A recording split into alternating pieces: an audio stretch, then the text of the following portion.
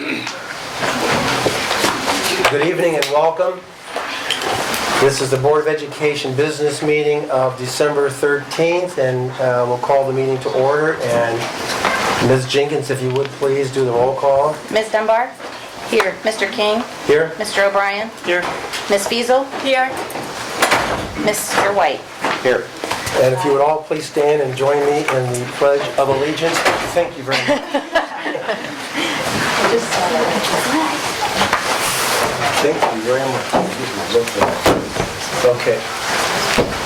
I pledge allegiance to the flag of the United States of America and to the republic for which it stands, one nation, under God, indivisible, with liberty and justice for all.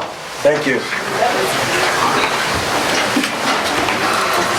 We have two presentations this evening, and the first is the Columbus Museum of Art Lego competition. This is the GOES, G-O-E-S students, art students. I'm sorry. Oh, God, thank you very much. We do need to approve the agenda. Can I have a motion to approve the agenda, please? I got too excited to see the kids. Any discussion? Please call the roll. Ms. Dunbar? Yes. Ms. Fiesel? Yes. Mr. O'Brien? Yes. Mr. White? Yes. Mr. King? Yes, thank you. Excited to hear from the children. Yep. So again, we have the GOES art students and the principal, Ms. Roscoe, and Laura Bova, teacher, will be making a presentation. So welcome. Thank you. My name is Jacqueline Rasta, as Mr. King shared, and I'm the proud principal of Glen Oak Elementary. And I have with you this evening my art teacher, Laura Bova, and we're actually not going to do the presentation. 3 of our 5th graders are going to present to you this evening. So the Lego competition is something that our PTO brought to us as something just to advertise to our students, and Mrs. Bova did just that. And as that went on, the students really took an interest in it and actually went to her and said, can we make this part of our curriculum and part of our art project? So you cannot imagine how much learning the students did during this project along with Mrs. Bova. And actually one of our traditions at Glen Oak is to have town meetings where students share their learning that they recently had. And so this is a modified presentation of that. They actually presented in front of all 550 students at Glen Oak, and there were about 15 of them. So 3 of our students that I'm going to proudly introduce right now are Riley Flanagan, Madison Dill, and Justin Pang. So I will turn it over to them and Mrs. Bova for their presentation. All right, great.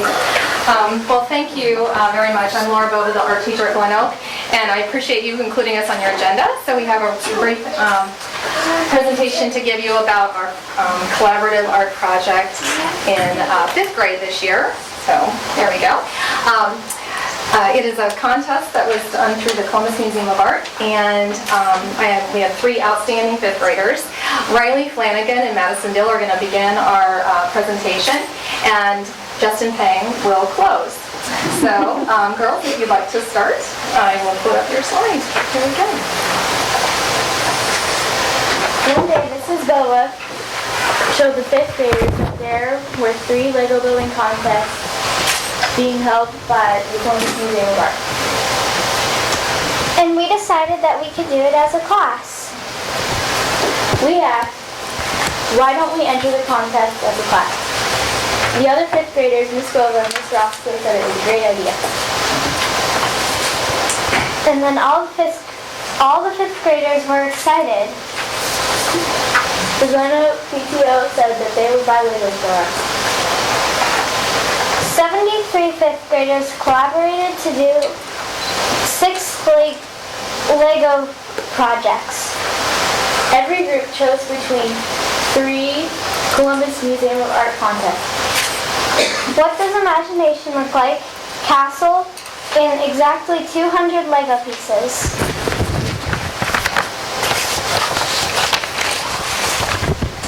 Four projects were selected as finalists. They are currently on display at the Columbus Museum of Art. Through January 27, 2013. The exhibit at the Art Museum is nice and it's pretty cool. Thank you. I think most people would say that the fifth graders were playing with Legos, and Legos are certainly found in the toy section, but it was actually a lot of work and play. And so this project, when the students were every day getting together to work out how to collaborate on something that they usually would do on their own. They would usually play with Legos by themselves, maybe, or with a friend, but they had to work with up to 10 or 12 other students.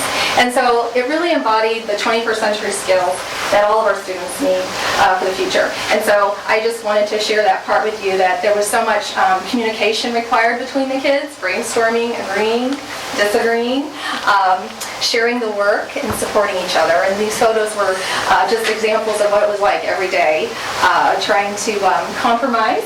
I love this photo because it shows the action. It was a lot of action and a lot of trying to work things out together.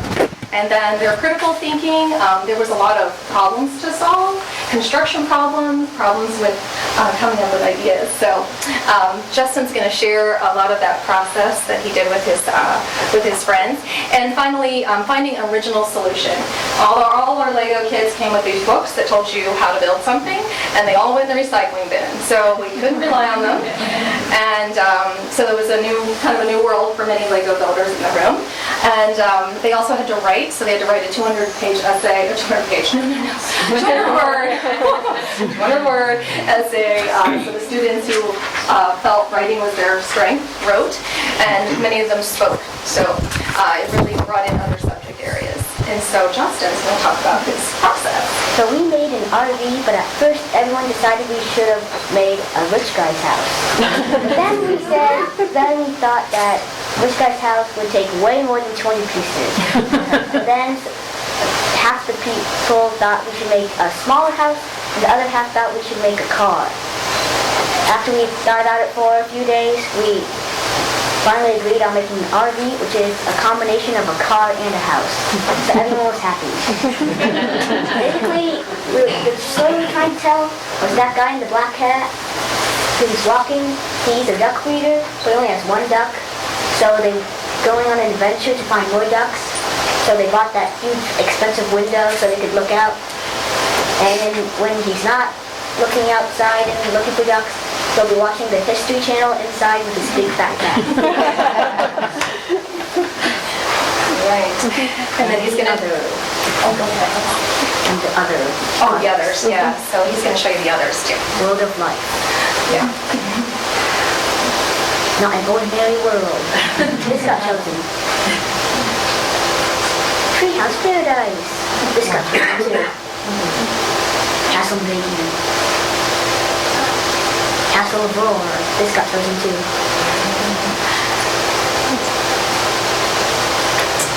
Thank you.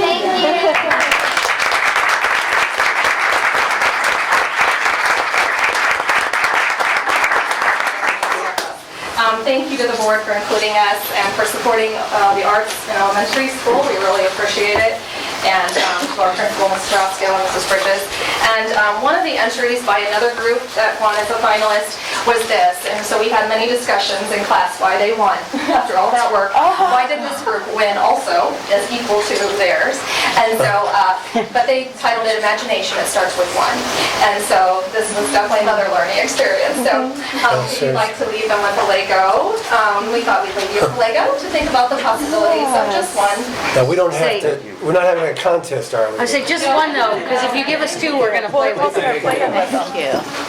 Thank you very much. Thank you. Have the students been down to the museum yet to see them? Nice job. Did you get to go down and see them? I saw them. Oh, good. They have a huge globus sky on it. I want to go see them. Me too. The students did plan our donated tickets to our entire fifth grade class and the staff members as well. Oh, good. All right, thank you. And give us that date one more time. Oh, sure. Through the 27th of January. Sure, Okay. of course. And actually, I have a copy of this that was so if you guys want a copy of the PowerPoint, it's on the page on there too. Thank you very much. Thank you. And of course, you're welcome to stay for the meeting, but if you'd like to leave, you're very welcome. You will not disturb us if you want to get up and leave the meeting.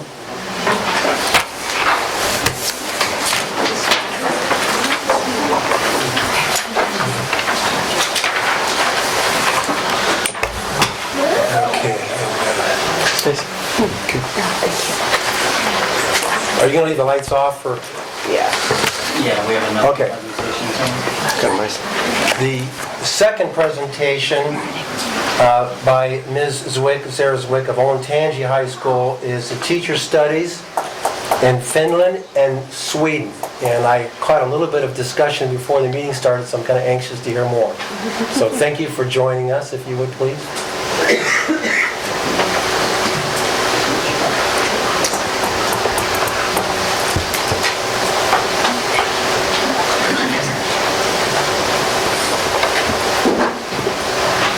Okay. While we're getting my presentation started, I had to be the difficult person who wanted a Mac instead of a PC. But there it is. It's going to get started for us. My name is Sarah Zwick. I am at Olentangy High School. I am currently getting my master's in art education at The Ohio State University. And I had the opportunity this past summer in June to study with some of my classmates in Helsinki, Finland, and in Stockholm, Sweden. We actually got to work with Finnish art educators and Swedish art educators, and it was a really wonderful experience. So I'm going to talk a little bit about that. Okay, the name of the program that we actually were a part of was called Visual Culture at the Top of the World, and the entire program was a cross-cultural investigation of contemporary art education. During the summer of 2012, students from The Ohio State University, I always refer to us as the U.S. students, and Aalto University, our Finnish students, worked individually in small groups to investigate 4 themes in contemporary art education. And they are the following: visual culture and media education, education in museums, multicultural art education, and environmental art education. My group had visual culture and media studies, and I do have the group members' names at the bottom just because I felt that I should kind of pay my respects to them because they worked very hard alongside with me. On the left-hand side, I have Aalto University, which is located in Helsinki, Finland, with my nice bright star showing you where that is on the map. And then, of course, we have The Ohio State University in Columbus, Ohio. So my group assignment with my group was to investigate visual culture and media studies. So before each group, that means the U.S. students and the Finnish students, got to meet and come together in Finland, we actually studied in the spring before we left in the summer. And we worked together in our groups, and we came up with presentations and researched this topic of visual culture and media studies. And the plan was that when we got to Finland, we would meet with our counterparts for the first time and present these findings to one another. The U.S. group presented the topic of visual culture, and at the bottom, I wouldn't even say in a nutshell, but in a quite very long and dramatic kind of description, I talk about what visual culture is. Visual culture is a contemporary art theme found in Finland. It's here in the U.S. too, but it's not as popular, but it is emerging. And visual culture is the organization of economics and societies with and by images and the related hyperdevelopment and intensification of visual technologies. Such interweaving is imbricated, can I say that today?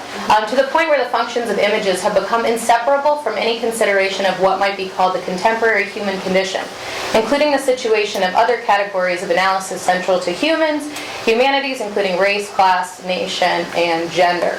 And that is from Beller, 2005. In a nutshell, visual culture isn't necessarily what you see, and it's not necessarily visual art. It can be pop culture, it can be advertisements, lots of different things that you see in society, and how you interpret that, and how is that in turn art. So as a group, we felt that it was really important for us to grasp this understanding of what visual culture was, because it really is this kind of deep, very broad topic in itself. But we wanted to understand it so we could really understand Finnish education and the Finnish educational system as a whole, because this really is a really big theme for them. So within our groups, we're asked to share and document our cross-cultural understanding of and reaction to the presentations, reading, and site visits. Based on our structured questions and inquiry, each of these groups produced a presentation project that was a response to our new insights, questions, and experiences from the class itself. And each student group presented their projects to faculty and colleagues in Stockholm, Sweden, where we also learned about Swedish art education. So after the U.S. students presented to the Finnish students and the Finnish students presented to the U.S. students, we actually came together and had a collaboration. And we came up with a presentation that we did present in Stockholm, Sweden. And that was really interesting as well. So while on my studies, I learned a great deal about the Finnish educational system. I had the opportunity to work with current and emerging artist students and art educators and professionals in the field. This allowed myself, as well as my colleagues, the opportunity to openly share and discuss similarities and differences between our educational systems. Just a brief look at Finnish art education and some objectives of instruction, and you guys can read through these on your own. I also have copies that are translated in English if you are at all curious or you'd like those, just let me know. One big thing that I noticed about Finnish art education that's different from what I've seen in the United States in art education is they really have an emphasis on process versus product. Yes, it's nice to have a really good painting at the end of the day, but for them it was all about deeper analysis. Why are we making this art piece? How is this artwork making society better as a whole? So it was really getting students to think deeper on a more global level. So I found that very interesting to say the least. So here are some other things here. They really have a strong emphasis on environmental art, also the use of media and visual communication in their artwork, so technology is a big piece. And they have a class called Media Studies, and this really just deals with media literacy. And this is connected to having a critical perspective, not only in art, but in all core areas. So this really is decoding the culture of meanings. So there's an emphasis on social justice, criticality, as well as an expression through media. So a lot of the times, like I had said previously, there's a focus on art making in the U.S., versus in Finland, it's all about meaning making. And our two groups, when we came together, we felt that we both needed to learn a little bit from one another, that there needs to be a nice balance. We want the students to have a good product, but at the same time, we really want them to think deeper into why are they creating this art, how is it making changes in the world, and not just for ourselves or just within our community. How are we reaching outside? This is the way the Finnish education system is set up. We have primary at the bottom, which they call compulsory schools, and then above we have secondary, and then it goes on to vocational and universities. And again, this is in the Finnish National Board of Education curriculum. If you're interested in that, I have copies. And then this is just a brief look at Finnish education as a whole. They really push growth as a person, the development of sense of community based on equality and tolerance, students understanding physical, psychological, and social growth, and their uniqueness as individuals. And then sustainability was also another one, thinking about protecting the environment, creating art, and inventing things that could sustain trees, growth, and just kind of keep the environment, I guess, safe and well for many generations to come. So again, if you are interested in obtaining a copy of the Finnish National Standards, I do have all of those translated in digital format. They are translated, however, so there are a lot of grammatical errors, but nonetheless, the content's still there. So our objective at the end of this entire thing was to interweave Finnish art education and U.S. art education and present our findings to our colleagues at a college in Stockholm, Sweden. And after that, we really enjoyed the sites. And this is actually a view of Dr. Ulla Lind's house, and she's a professor at Konstfack University in Stockholm, Sweden. And that is her backyard. I know. And the group was very lively. There were about 11 of us. Many doctoral students, a lot of students getting their master's, and believe it or not, undergraduate students, which was nice to have all three. And we were very lively and loud, except when we saw Ulla's backyard. I've never seen that group more quiet. So it was really beautiful, especially for all of us art educators who love to talk. This is wonderful. And she was a visiting professor at Ohio State for a while, so it was nice for us to come visit her. And then in between between research and classes, we had the chance to actually explore Helsinki in Finland and Stockholm. We really were in Helsinki more. Unfortunately, this was during the summer, so we didn't actually get to go into the classroom and see students at work. But I still felt or feel that we got a really, really good, in-depth idea of how their educational system works without necessarily being in the classroom. And the great thing about it is we were actually there for midsummer, and all of the Nordic countries don't get a lot of sunlight during the winter months, so summer is their time to shine. So we were there during summer solstice, or they like to call midsummer, where the sun doesn't go down ever. And it is a wonderful experience where everybody's outside all day and just kind of enjoying the bonfires called okupokos. And they have bonfires everywhere. So if you were in a helicopter looking above, had an aerial view, it's pretty fantastic. And that was my cute little group here. So in the end, I have lifelong friends that I still keep in contact with, and we do collaborate quite frequently, talk about projects that we're doing, and we really dive in and ask each other critical questions. And I hope to continue doing that. So that is it. I thank you all for having me. Hopefully I didn't bore you too much. Thank you. Can I ask you a question? Absolutely. Sorry. So in a lot of reports, Finland's ranked number one from an education standpoint.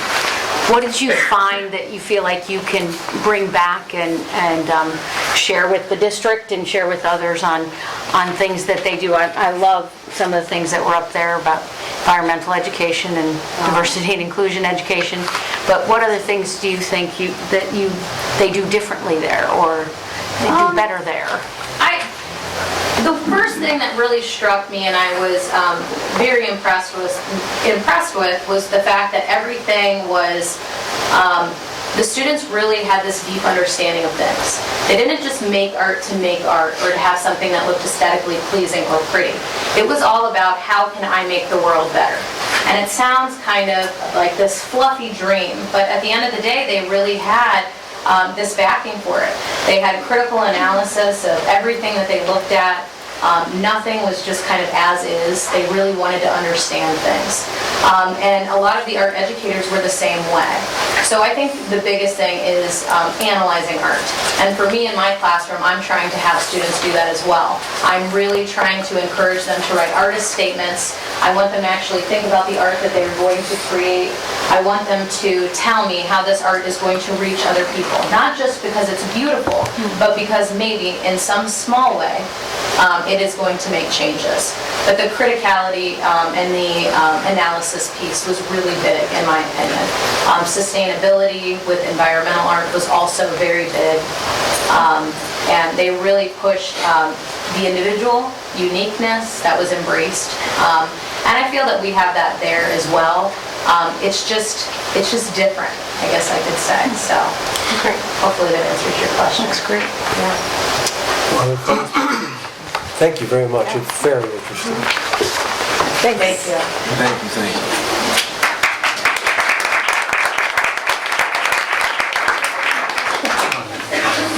I have 3 items under the board president's report.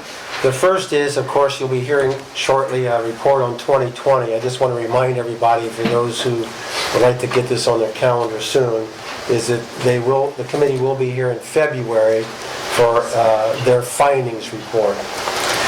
Second of all, I hope that most of you or all of you are familiar with the Olentangy Education Foundation, a private group that raises funds to support scholarships for graduating seniors at Olentangy, as well as providing grants such as, an example, smart boards for the classroom to teachers.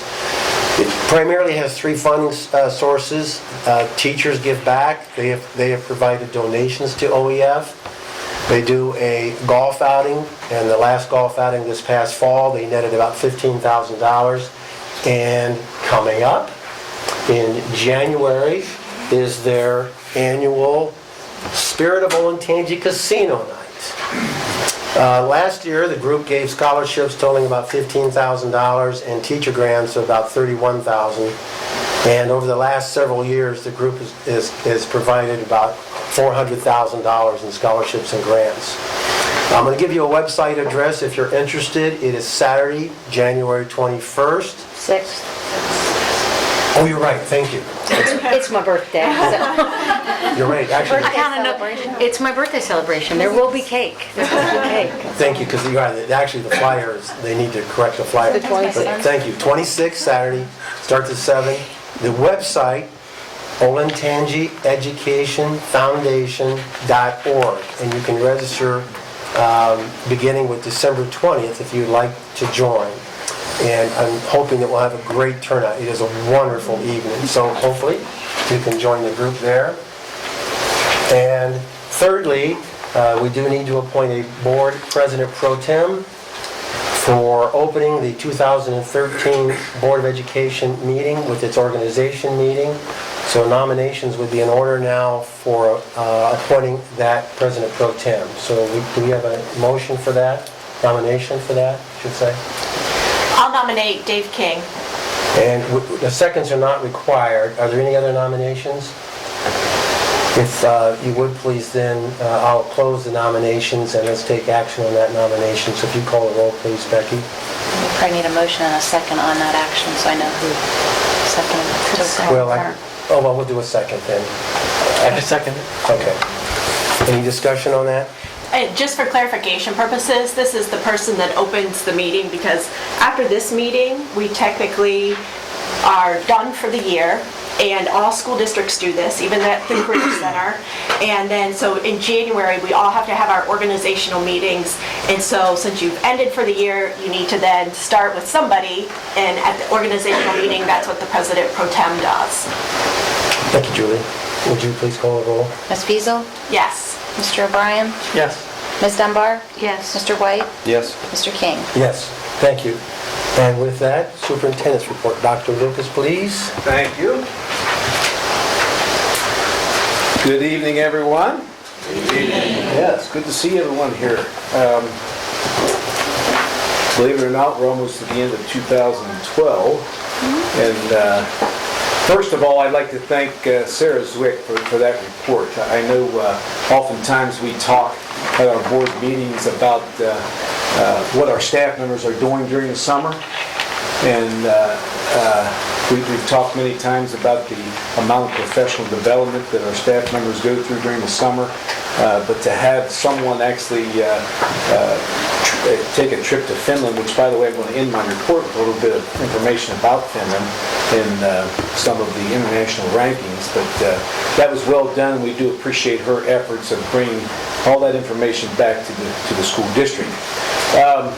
A short agenda, as you all see, and several things we have going on. Indian Springs had a hands-on history day.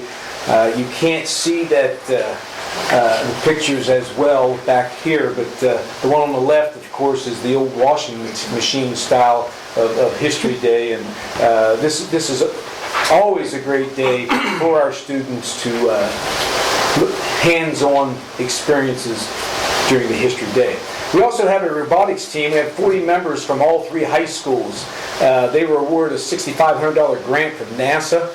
And again, we're very proud of those individuals, and we're looking forward to the work that they do with that grant. And I will have more to report about that at a later date for the board meeting.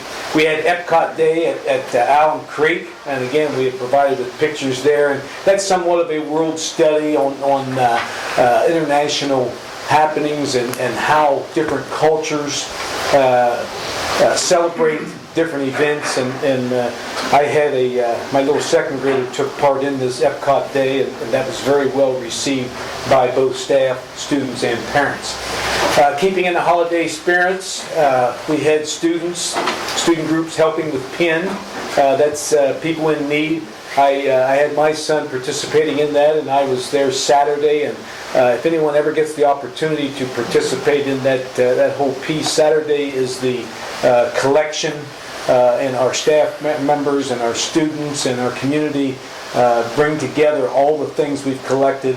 And then on Sunday, the families in Delaware County are served. That's just a great learning experience for our kids, and I would encourage any one from a volunteer standpoint to take advantage of that. We also have kids participating in Ronald McDonald House. We have active duty service members and many other charities that we serve. You really don't get a true understanding of the number of kids and amount of hours involved with community service and volunteerism in this school district until you go to, say for example, the Delaware County Fairgrounds on a Saturday and Sunday and see the number of our students that put forth efforts, volunteer efforts. And we're very proud of our students for doing that, and obviously that's going to make us a better society in the future. Good things, upcoming events. I think Mr. King already alluded to the Spirit of Olentangy Casino Night. That is January 26th. I did find out it's Stacy's birthday, so that makes it even a better day for everybody. Hopefully instead of cake, she brings oatmeal raisin cookies for that evening. We'll be looking for those. Also, we're having a program, Setting Loving Limits for Our Children. As you know, that's our parents programs team. They present a program approximately every quarter. This one is February 6th. I would encourage anyone with a teen to take in that program because, again, this parent group does a tremendous job for both our students and our parents. Race to the Top update. We have a teacher evaluation committee working to align the school district tool to the Ohio teacher evaluation system. Mr. King, Ms. Jenkins, Elaine Eddy, and myself actually attended a meeting at the ESC somewhat pertaining to this teacher evaluation system and a pilot of teacher pay for performance that we are looking at in regard to this Race to the Top.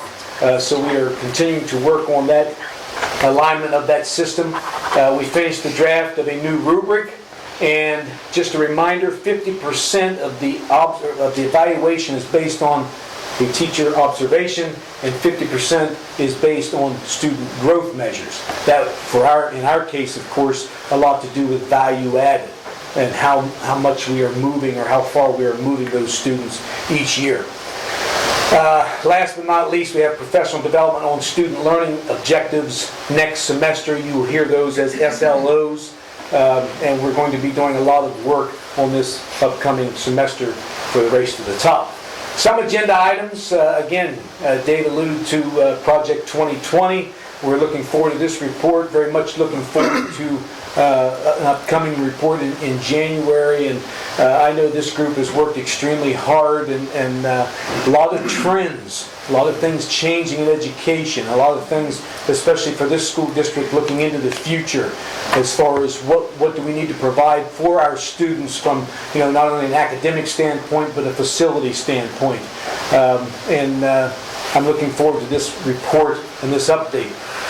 Capital Improvement Plan. I believe this is the earliest you've ever received this Capital Improvement Plan. That would be the Capital Improvement Plan for the summer coming. And of course this is December, and we'll start that work. Some of it will start in May. The majority will be during the months of June and July. But Jeff Gordon will be presenting that Capital Improvement Plan for the board this evening. We also have policy updates. And again, just a little bit about that whole policy piece. I believe I was asked before the meeting in regard to the diversity piece and that diversity policy, and I believe the question was, will it change the way we teach? One thing I wanted to say on that whole policy piece and that diversity piece, this has been a 3-year journey, this whole diversity piece. This just didn't start yesterday. This has been 3 years, and I see a number of individuals in the crowd that have put in a tremendous amount of time for the betterment of this school district.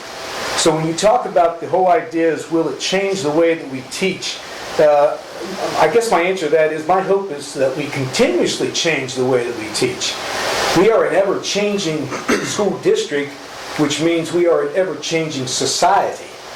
And if we don't change the way we teach, or we don't change the way we address that whole diversity piece, we're moving in the wrong direction. So I think the answer that I believe I gave Mr. Binkley was, well, I don't think it will change the way that we teach, because my hope would be, as we move forward our staff members understand the fact that it's an ever-changing society and things always change, especially in Olentangy. So I just wanted to make that clear as part of this superintendent update that sometimes things are taken out of context, and that's specifically what I mean in regard to that whole policy, that diversity update. We do have one teacher resignation, and again, unfortunately, you hate to see teachers resign during the middle of the year, but I bring that forward only to say that teacher is moving out of the district with a relocation, so that we make that perfectly clear. I know parents get very anxious when their teacher moves, as I would also, but I think this is one where it just couldn't be helped, so I want to make sure everyone was up to date on why that was happening. Last but not least, I want to talk a little bit about this report from USA Today, U.S. schools moving up in international rankings. Oftentimes we hear a lot about the bad things we're doing as a school district, and it's always good to hear about the good things that we're doing in the school district. And this is in reference to how we're doing from an international standpoint. And we're talking about both the TIMSS test, the Third International Mathematics and Science Study, and the PEARLS test, Progress in International Reading Literacy Study. And the results are very promising. We are doing better. Oftentimes we hear districts or countries such as Singapore, such as Finland, such as China. And I think I've talked to you a little bit about my trip to China and how the Chinese view American education. So I wanted to just kind of share the results.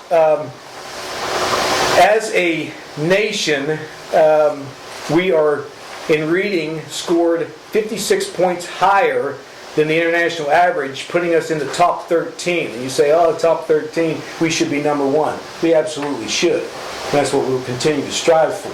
But I think we have to monitor as we go through these educational reforms, how are we doing on a yearly basis and where are the trends? Are we trending this way? Are we trending that way? In fact, results are promising. Florida fourth graders, I use Florida and just bear with me, reading skills, at least on PEARLS, rank among the world's highest. Florida. In fact, no one, not Finland, not Singapore, not Hong Kong, scored higher. And by the way, the only reason I use Florida is because Florida requested that their results be compared to the international rankings. And by the way, that was the only state that compared to the international rankings. So I dug a little deeper on that, saying, okay, that's nice that Florida's doing that, and the hope would be maybe all of our states would do that, because, as we all know, some states do a better job than others.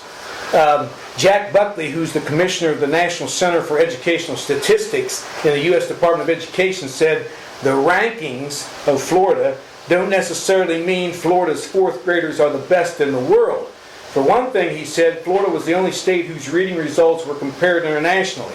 I can't prove this, but I suspect that if we had been able to give PEARLS to all of our states, we have had a pretty decent sized sample of states that were at or exceeding Florida's level, he said Monday.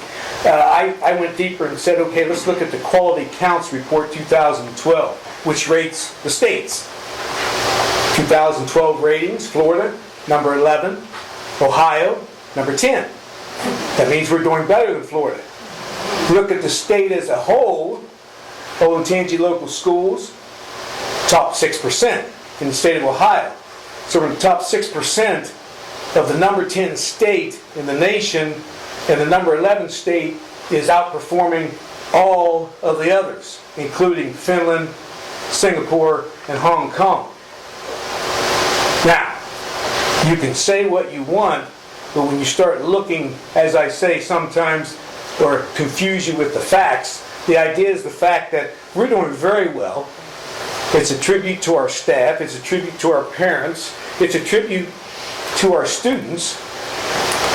Hidden in the data, by the way, Finland, long considered to have one of the best education systems in the world, is actually slipping in math. at least in these results. Finland doesn't generally participate in TIMS, but last year, for the first time since 1999, it took part. Today's results show that Finland's 8th graders have dropped 6 points from 520 to 514 since 1999. Meanwhile, the United States scores have risen from 502 to 509, making the two nations statistically even. Now, that's good news. I haven't read a whole lot about it, by the way. I haven't heard a whole lot about it either. But it's great news. I think it's a credit to the individuals that go to work every day with our kids. They continue to teach, no matter what's said, no matter what's done. And I tip my hat to our staff members for hanging in there at all times and doing the job that we've entrusted them to do, and that's to take care of our young people. So with that said and done, I would entertain any questions from the board in regard to the superintendent's report. Comments, questions? I just have one comment. Right. I appreciate you mentioning change and evolution, because we're going to be applying that same concept to all of our board and superintendent committees over the next year. And again, looking at the influences on the school district and how does that work for our committees. Sure. Thank you. Thank you, sir. And Ms. Jenkins, Treasurer's report. Thank you. You know that I have on the agenda a potential refunding for about $89 million. This is not new money. It's similar to the one that we did not long ago. We're watching the market. I'm asking for up to the $89 million in authorization, but if the market's not right the day that we do go to the market, obviously we won't do the refunding. We typically look for at least a 3% savings, and right now it looks like we would have about a 7 to 8% savings if we went to the market now, but we're watching the negative arbitrage. And then I just want to point out again the donations that we've gotten. We have several of those. They're very generous, and we get those every month. So that's all I have. Questions, comments? Thank you, Becky. And public participation number 1 for general comments. And if you do, okay, thank you. And Becky, when you take your seat, would you please give the protocol and we'll begin? Yes, the board has 2 public participation sessions, both 30 minutes each. Each participant receives 5 minutes to speak. The board president can, at his discretion, extend the total time of that public participation. And if you please state your name and address when you come to the podium. And Glenn Bengtson, would you please join us?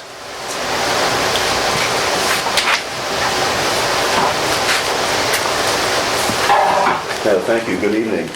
A couple of weeks ago, I read in the newspaper about a discussion, I think it was here at the school board meeting, on the policies of the school district on diversity and how to integrate that concern into the curriculum and so forth. And there were very different ideas, I think, proposed as I read the article. And so I just wanted to make some comments about that. We first moved into the school district back in 1988. Some of you might remember that date. And our son and our daughter graduated from the schools, from the high school. When we first moved in, everything was here, K through 12. This was a cafeteria, at least part of it. And we were very pleased with the school district and the schools and the quality of education our kids got. And we moved away in 1998 and have just since moved back after about 15 years away. And now our 2 granddaughters go to Olentangy schools in middle school and elementary school. In 1988, the Olentangy School District was pretty much a monocultural, monoracial, mono-ethnic school district. And it has changed radically since then, although not still somewhat that way. But I think that's great that the change is occurring, and I think that simply reflects the world we live in, and hopefully the Olentangy community will continue to reflect and benefit from and learn from the great diversity that's already among us. And I just want to make sure that we consider the real opportunities that having that sense of diversity integrated into the full curriculum and experience of the students and the community continues, rather than, as I read the article, one of the ideas was to somehow separate the consideration of diversity into some special classes in some way. And I thought, to me, this was a short-sighted and not going to be a very productive way of recognizing the reality of our community and learning from that and building on it for the future. So just a couple of examples we've already had this evening of the students going to Stockholm and Finland and seeing the great benefit that was to them, as well as now bringing that back into the school system, of that encounter with other peoples in a lot of different ways. So I want to make a plug for keeping that sense of diversity alive in many different ways within our school system, and utilizing it, that opportunity in that way. And the other thing, just while I'm up here, I didn't know about it, but was able to read briefly these policy statement on religious and patriotic practices. And from my quick reading of that, I thought it was very well crafted and well thought, and reflected appropriate approaches to that issue, which can become unfortunately divisive in some other arenas. So whoever put that statement together, I commend them. Thank you, sir. Thank you.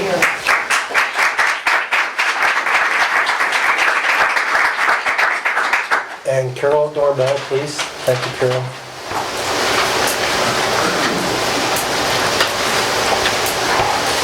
Good evening.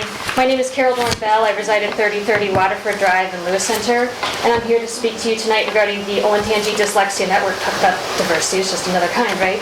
And so, as many of you know, dyslexia and the education of my children are passions of mine. I'm here tonight to introduce you officially, because I know that many of you already know informally, about the Olentangy Dyslexia Network, and to inform you about our first meeting, and of course to invite you.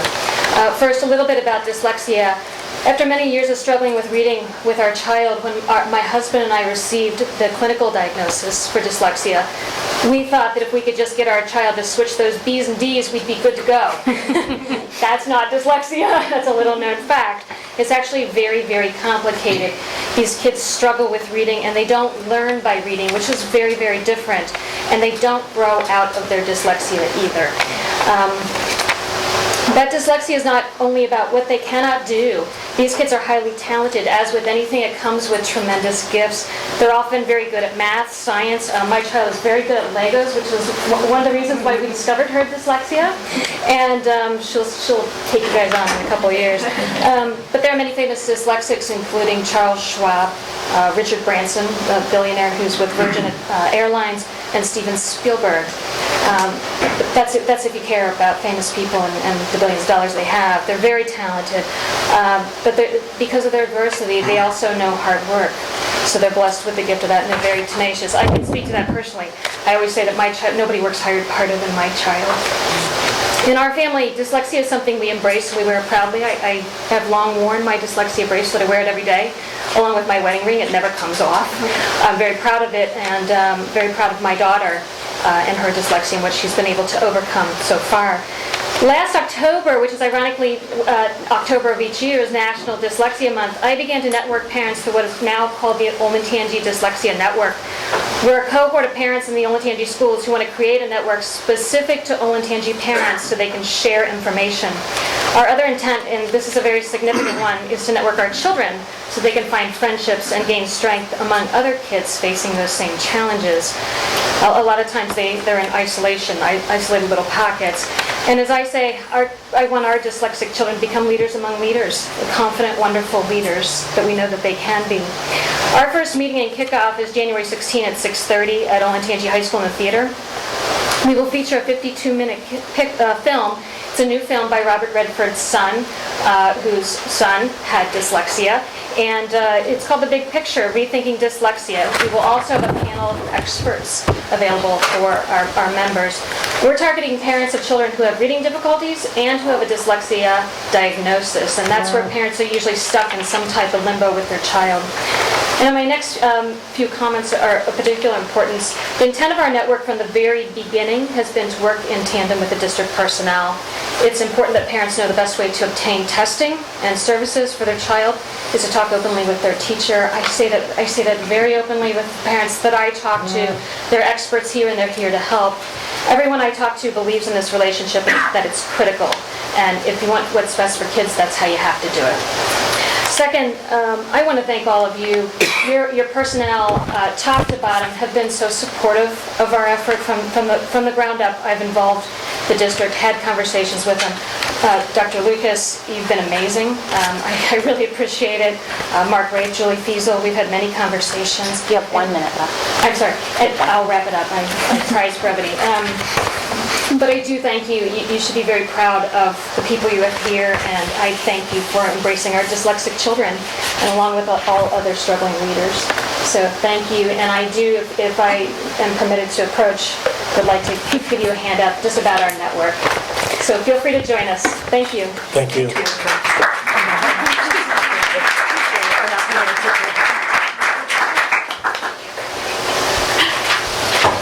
Robert Davis, please, if you would join us. Thank you. Hello, ladies and gentlemen of the board, and everyone in the audience this evening. I have to say it's good to see this type of crowd. I'm sure 20 years ago you wouldn't have seen the type of faces you see tonight. I'd like to commend Dr. Lucas also for starting the diversity committee. Just want to make some brief comments about some of the comments I read about what took place at the last board meeting. I have to say I was kind of taken aback by some of the comments in regards to diversity. I want to say that I have graduated 2 sons from the Olentangy School District. I presently have a daughter at Wyandotte Run in the 5th grade. And we celebrate diversity.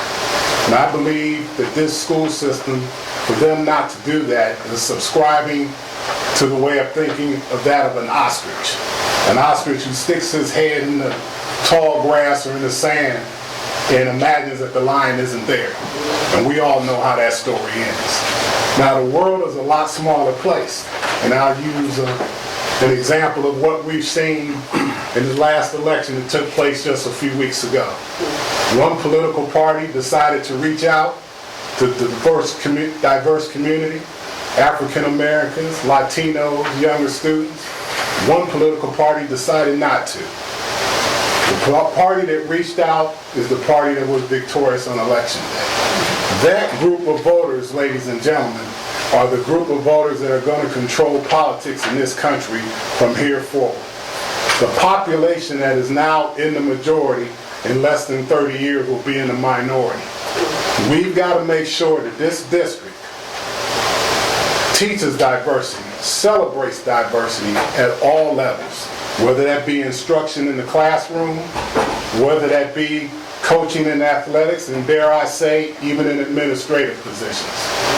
I believe after all of the years that this school district has been in existence, it is time for them to take a quantum leap forward. A quantum leap forward and celebrate diversity. These kids understand that they're different, whether it be like the woman that just spoke about kids who have dyslexia, whether that be a kid who's African American, Middle Eastern, LGBT community. These kids know that they are different, and for us to not to celebrate that and teach that and say that there's one group is not better than the other, but to celebrate it and embrace their differences. For us not to do that is doing a disservice to these children. So I just want to say that we hope this diversity committee continues. I'm here as well as my wife, and I think a lot of people in the audience tonight to assist this school system in any way we can and make sure that continues. Thank you.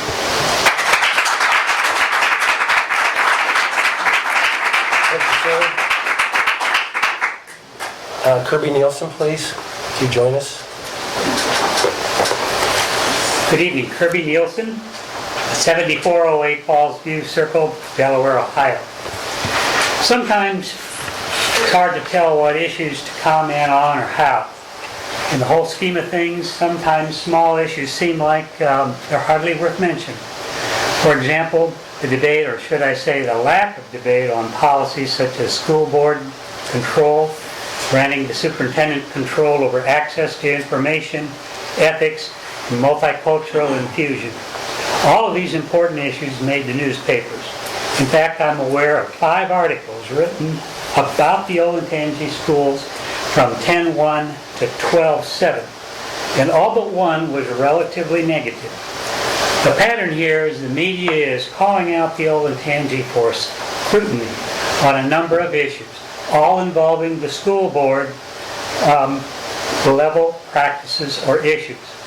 One would have to wonder what kind of school board was running one of the best school systems in the state.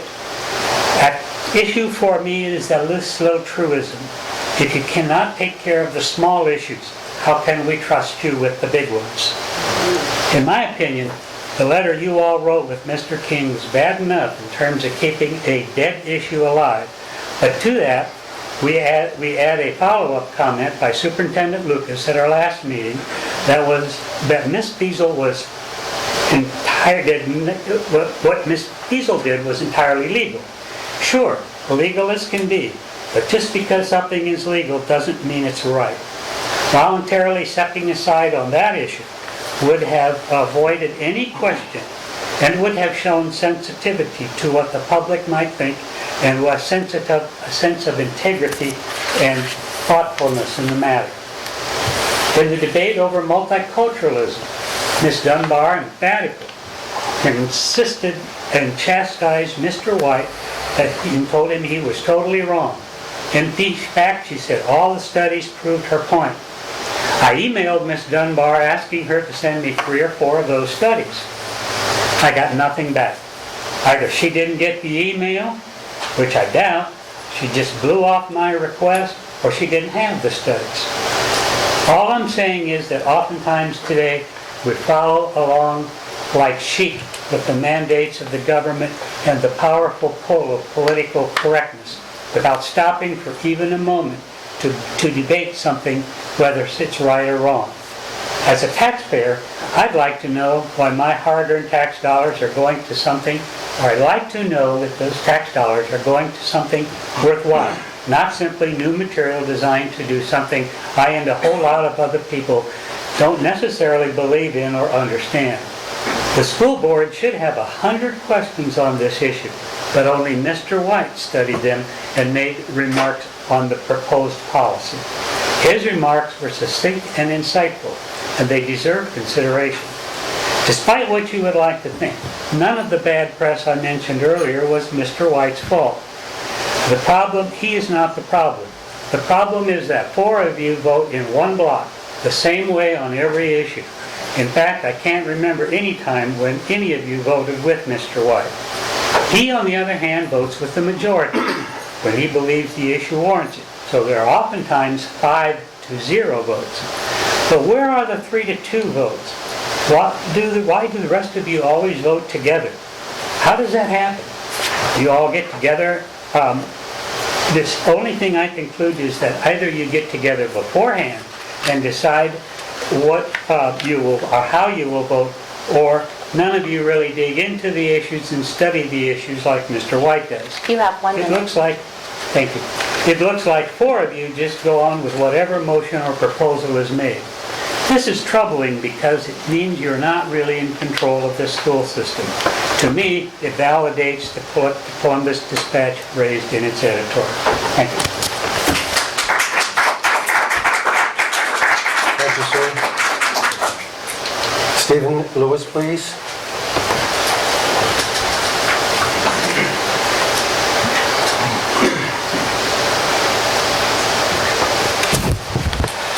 Good evening, Mr. President, board members, Dr. Lucas, administrators that may be in the audience, and parents. Let me begin by stating an assumption that I believe we all can agree upon. That assumption is that we all want the very best for all of our children. As educators, our job is to foster the growth and development of all children, to ensure that every child has the opportunity to achieve at their highest potential. On the other hand, if we cannot all agree that the primary purpose of education is to prepare students for a future of independent and critical thinking, positive social interaction, strong moral character, and responsible behavior, then perhaps here lies the problem that has brought us together for tonight's meeting around diversity. As members of the board, you represent the community. You are tasked by the community with developing and implementing an educational delivery system for the residents of the Olentangy Local School District. An educational delivery system that must meet the standards of academics as well as emotional, social, and behavioral needs of our students. That's your job. Failure to develop and implement an educational system that meets the needs of our students would mean that the board has failed to properly prepare our children for the future. A future that will look very different from today, just as our today looks very different from our parents' yesterday. The world has become much smaller due to technology. I'm a business educator, I teach technology. In an instant, a student can have a discussion with another student from the classroom next door, the sister school down the street, the elementary school in another city, state, town, or country. Today's students are exposed to instant feedback, global images, and cultural differences on a daily basis. As the world continues to come closer, our students must be prepared to compete in a global economy.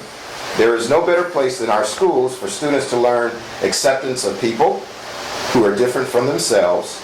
There is no better place than our schools for students to learn about cultural traditions, to experience culturally relevant events, and to go outside of their comfort zone to explore diversity. Recent comments made by a member of the Olentangy City School Board against the progress that has been made in the go-forward direction of the district's administrators in regards to diversity and diverse efforts reflects a total disconnect between the desires of the community and the needs of our children. Demographic shifts in Delaware County, specifically Lewis Center, Powell, and Olentangy, are a reflection of similar shifts in our nation. Our community is no longer a homogeneous, one-size-fits-all type of place. As such, our children are exposed to cultural differences, traditions, traits, and beliefs more so than ever before. As they grow and mature and prepare for independent life, they must have 21st century skills of creative thinking, collaboration, communication, global citizenship, and complex thinking to effectively compete. If our students do not receive the exposure and the learning opportunities to prepare for the future, then as educators, parents, administrators, and as a community, we have failed them. Life is complicated enough, and our future as a community, as a nation, is weakened if we do not embrace cultural diversity and make it an integral part of the educational process. You have 1 minute. Therefore, any efforts to minimize, deter, avoid, discontinue, ignore, or trivialize diverse efforts within a district is not acceptable. As a board, the community is relying upon you to support our children and to create, foster, and encourage all of our children to achieve their very best. Failure to do so would mean the board is out of touch with the community and should be replaced with members who have a genuine concern for all students. Just as the community is reliant upon the board to fulfill its responsibilities, the board and the administration of the district are reliant upon the support of the community. It is a partnership. For the partnership to be successful, for the levies to pass, the board must do its part to ensure equal access to information for all students, presented in an environment that is safe for all students, that encourages all students to become engaged and to feel as though they are a contributor to their learning experience. Any form of discussion that is contrary to preparing our students with the skills they will need for the 21st century would be considered unwanted. Thank you. Thank you, sir.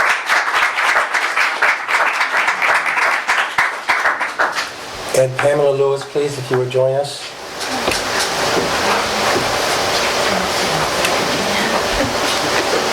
Good evening. Again, my name is Pamela Lewis. I reside at 7321 Winfield Drive.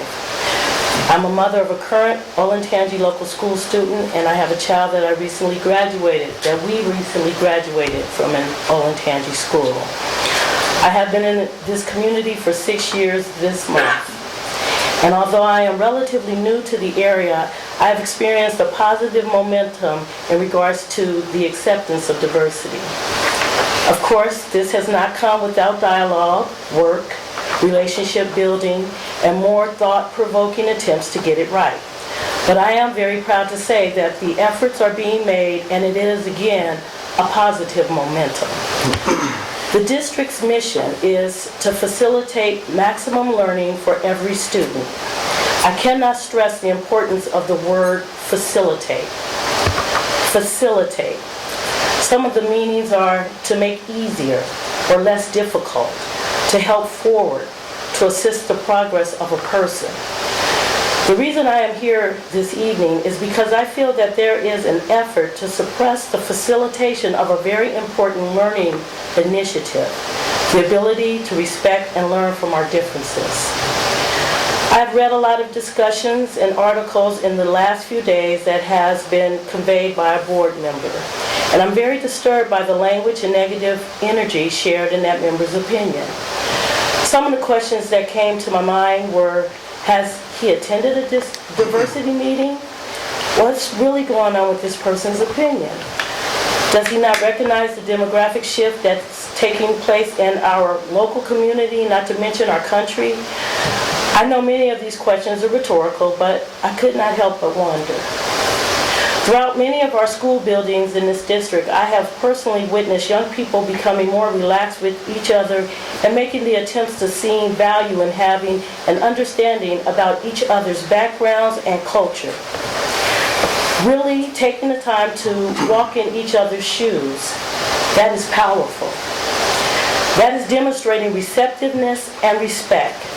If a person cannot demonstrate these characteristics, they can become disrespectful and hostile. We are in a time in our country where there is much to be said around the ongoing education of not only our youth, but our adults as well. And the behavior we demonstrate sets a dial at the level of self-awareness.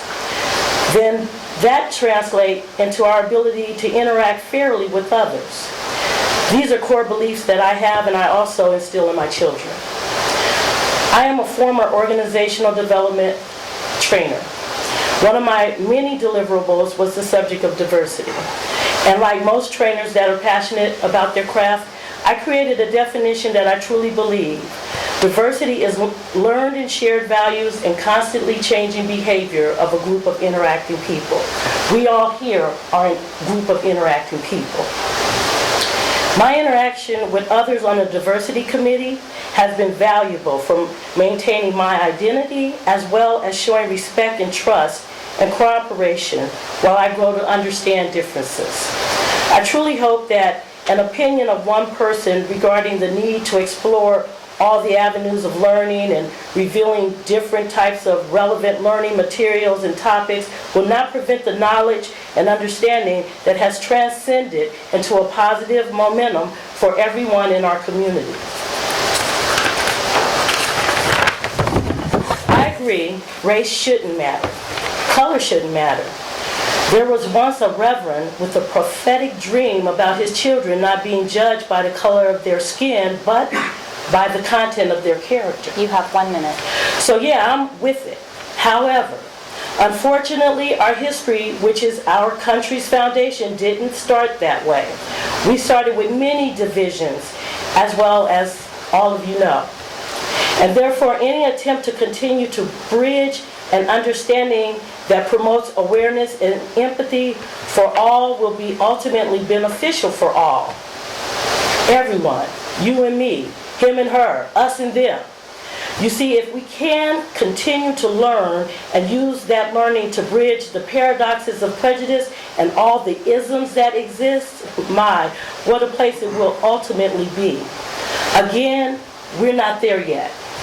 But let's continue to move towards the goal by continuing to learn and share and change behavior for the better.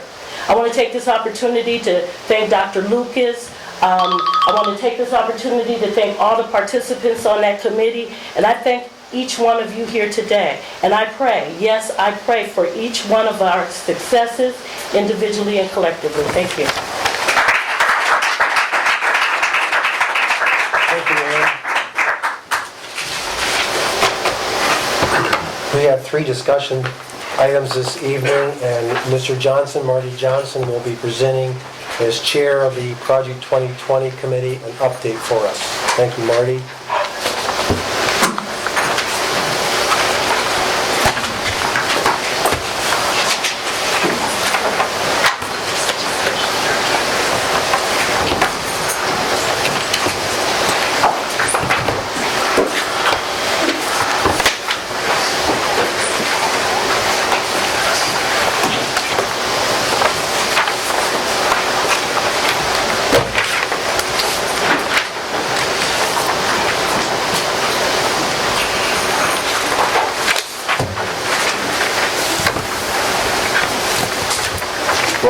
Good evening. I'll go ahead and kind of get started while he's getting the logistics set up here.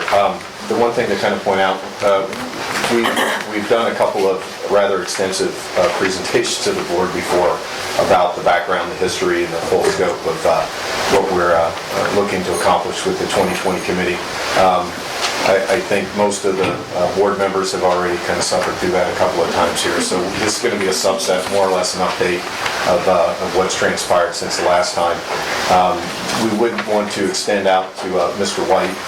Most of those earlier presentations were all done prior to your joining the board. So at your convenience and discretion, we can schedule a time to kind of get you through the whole dissertation of the background, what the original scope and objectives were. My understanding is that there was a handout that was provided that covered some of those larger scale details, but we've got kind of a subset of that larger presentation. From a background perspective, a lot of that is covered in should be covered in the handout, but goes into more of the details of how and why the committee was formed and what our charter and objectives were and what the overall scope is. We won't be going through all of that again tonight. As far as the committee composition, the only thing that I really wanted to point out on this, obviously we were looking to try to establish from the very beginning as well of a cross-section across the district, including community administration, teachers, so on and so forth. We have done a small increase in the membership of the steering committee, and I'll kind of go through and explain the thought there. This is a current list of what I would say the regular participants. There are a few others who come and go during depending on different needs. But one of the things that we had looked at with Mr. Wright, the principal out at Liberty High School, and some of the things that they had initiated to kind of deal with the capacity challenges that were punching them in the face at the time. We were able to have some very good conversations, and with the fact that the other high schools in the other regions in the district are also going to be facing similar types of activities. It's just a matter of when. We wanted to expand the footprint of our cross-section across the district to make sure that we were including direct representatives of all 3 high schools, as well as an intent to try to expand some of the disciplines that we had represented on the committee, the steering committee as well. To take into account core curriculum and drama and arts and those other things as well. So we've added, I think it was 3 or 4 additional members to that steering committee. The others were holdovers from the original. As far as the discussions and the different groups and organizations that we've had discussions and collaborations with, this is a fairly exhaustive list. We won't obviously go through it all. The only thing to really kind of point out here is that 2 of the very initial objectives that we had or intents that we had with Project 2020. One of them was to help facilitate communication. So one of the things in the early stages of the program or the project that we've really been focusing a lot of time is trying to figure out better ways so that all of these different organizations that are either thinking or doing or acting upon things that affect the district, that we try to figure out how do we make sure that they're sharing information as efficiently as we can. Probably this slide and the next one is what I'll spend the most time on. From the information that have been gathered and reviewed to date, this is a very small subset, but the eye chart that we just saw would actually be a lot worse if we tried to put everything that we've taken a look at. The one thing to kind of point out here is that the intent that we had from the steering committee was really twofold. One, to help act as a funnel, per se, for all of these different groups and activities, gathering all of this kind of disparate information, some of it overlapping, some of it not, but to try to act as a funnel so we could provide a benefit ultimately to the district and the board by creating a more consolidated area where all of this information can get kind of bundled together to help facilitate strategic planning or whatever the case may be. In a lot of cases, what we've been able to do is review those independent committee or group activities, understand the data that they're gathering, provide input and hopefully some thought leadership as to what information they were gathering, how they were gathering it, what options they were looking at, and to really help to facilitate the communication across those groups to make sure that where there was an overlap, that the left hand knew what the right hand was doing. As a result of that, I think what we've been able to do is provide kind of behind the scenes really an influence into a lot of the detailed information that has been in some cases presented directly back to the board with some of the things that Mr. Rafe's group has done with scheduling, with the development committee and the facilities use, with Mr. Gordon and some of the things that we've talked about with shared services with local governments and local entities in the area. So we've been able to, I think in general we found that our discussions kind of fell into, in general, about three categories with these groups. There's a lot of initiatives going on. Some of them had already started before we got informed. Some of them have, kind of subsequently spawned from some of our discussions. And really what we found is they're all moving forward at different rates. They're all at different levels of maturity. And what we've, with our collaborations with those groups, found that either we were able to bring some new ideas to help them think about just some of the same problems, maybe a little bit differently, think about maybe some new problems that they hadn't thought about. In some cases, they had already started a process of thinking about how to deal with some of these challenges, and we were able to either help incentivize or accelerate some of their discussions by opening up the collaboration with other data and other information and other groups that were out there. And in some cases we found that they were already very well matured in their analysis, and our analysis essentially kind of supported the idea that what we were thinking about was pretty much in line with what they've already thought about.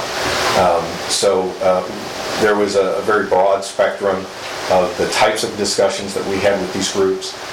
These initiatives, at least initially, are the ones that we're most focused on trying to help drive, help support, predominantly because the initial goal of the 2020 committee was to try to deal with the immediate facility issues that were punching us in the face, predominantly the projected need for the additional high school and middle school. We've been able to bring some, I think, positive change in the way some groups have been thinking about those problems. I think the result has been, we've seen some change in the short-term strategic planning within the district. As far as current activities go, we're obviously still very focused on facility use. I think that through a number of different ways of collectively thinking about how we're using our buildings, our facilities, what the enrollment projections are, we've been able to kind of step away from the cliff a little bit. I don't know if we've eliminated a lot of those challenges, but I think we've been finding creative ways to help at least postpone or push us away from the cliff of having to make immediate capital decisions. So we are continuing to monitor those. There's recent updated information. I think some has already been presented. The updated utilization reports coming from the folks at Young, as well as the updated enrollment projections as well for the district. In regards to some of the new policies, we are at least intending to help assist in the review of new policies that are directly related to capacity. We are certainly not looking to significantly overlap or replace anything that the policy committee is doing, but since they tie into so much of the early focus that we had, which was facility use, facility management, we're going to, our intent is to keep the focus as those policies mature and share whatever information we've collected that can help in that development. From a next step perspective, and this is actually some pretty exciting stuff, we're currently scheduling a summit, at least tentatively described as a summit. I think Mr. King alluded to it in his earlier comments. Middle of January. We had always had a broader vision for the 2020 to try and help facilitate long-term strategic planning within the district as much as we could. The facility capacity issues were, forefront in our face, so those obviously got a majority of the focus in the early months and in the early years of this. But now that we've kind of stabilized at least the short-term plans and needs for those facility plans, we wanted to start taking a broader look. I think there's been a number of discussions already tonight talking about the change in the educational model, the change in the way schools are measured, the changes in the way that we're being asked to compete on the global educational model. So that's kind of the primary focus of where we're wanting to go to next. There are a lot of ideas, there are a lot of studies, there are a lot of opinions about what a classroom will look like, should look like, could look like 5 years, 10 years, 30 years from now. So this summit is kind of our first focus to really try to gather a much larger group to start looking at what those options are, what those ideas are, what those alternatives are, and try to start digesting them and assist with the administration and the school board to really start getting our arms wrapped around what does that vision look like. So we're going to kick off that activity with a 2-day workshop. We are looking to expand beyond the traditional group of organizations that we've worked with. A lot of those groups that we've already had discussions with will certainly be invited to come in. We're also looking for a much broader set of community members. This is obviously going to affect everyone's kids, and we want to make sure that we want to continue to expand the level of community input that we're getting back. We'd had some very good discussions with the folks at the Young in regards to their updated assessments on the facility use and the capacity utilization across the high schools and middle schools. They've been, I think, very generous in offering to help assist with the facilitation, essentially as a pro bono activity at no cost to the district. So we were certainly going to reject free extra hands to help pull this thing together. And I think they're also committed to help us with the consolidation of the output of that, which we'll bring back to the board sometime in Q1. I think Mr. King alluded to a February decision that may have already been made, so good to know. The other thing is that in regards to the findings of predominantly focused on facility management, facility use, because those were the early focus areas that we had. The intent is to try to document a formal findings report. The challenge that we've always had is, as soon as you put something on paper, especially over the last year or two, with buildings in the district, 3 weeks later, that information is changing and morphing as it goes.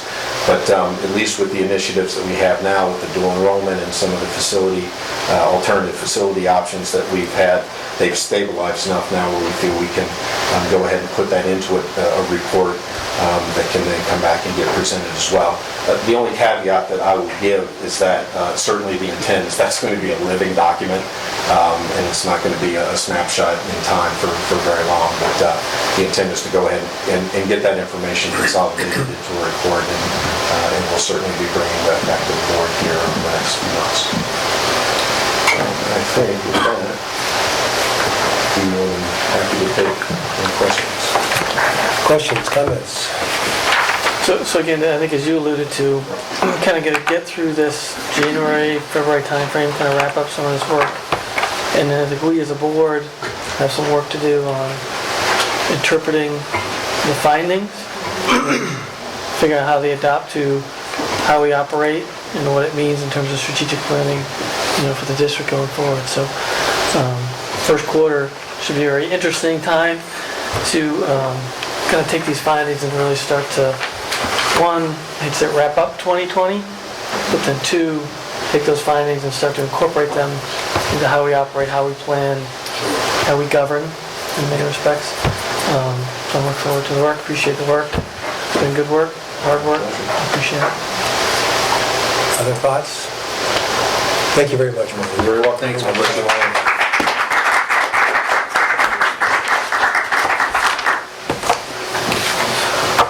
And Mr. Gordon will join us for a presentation on capital improvements, as Dr. Lucas made reference to earlier, for next year, 2013.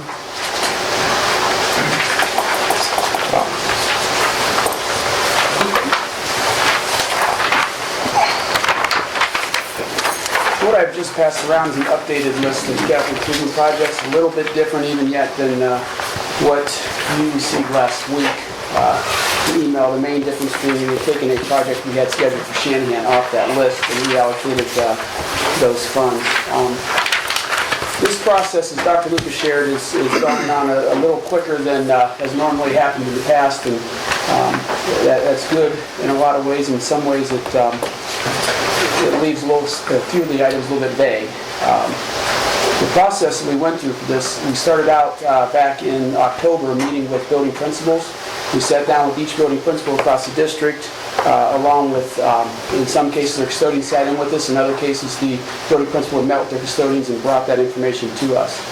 We then reviewed the list that the principal brought and then took a tour of the building inside and out to look for other items that sometimes building principals or custodial staff may not recognize, shingles on a roof in some of our elementaries, things that had happened through the summer or maybe into the fall that hadn't been noticed yet.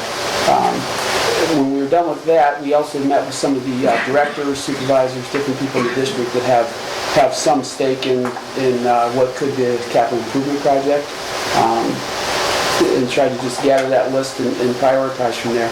Once we were done with that, we went through the list and we tried to prioritize the projects that we knew now, and starting with we start with safety, of course, first to make sure that we're keeping a safe school environment for the students. Then we looked at what items fit into the educational makeup. There'd be a capital improvement. It's something that would be a benefit to the education of the students. And then the next area we really looked at was what projects that if we deferred would cost us more to do later. And a good example of that is asphalt. In a lot of cases with asphalt, if you don't make the repairs and patches immediately and you go through another winter, now water's gotten under there, and what may have been a $5,000 project may the next summer be a $10,000 project. Whereas had you made the repair, it could have lasted a few more years without having to put more money into it. So that was our main priority in doing that.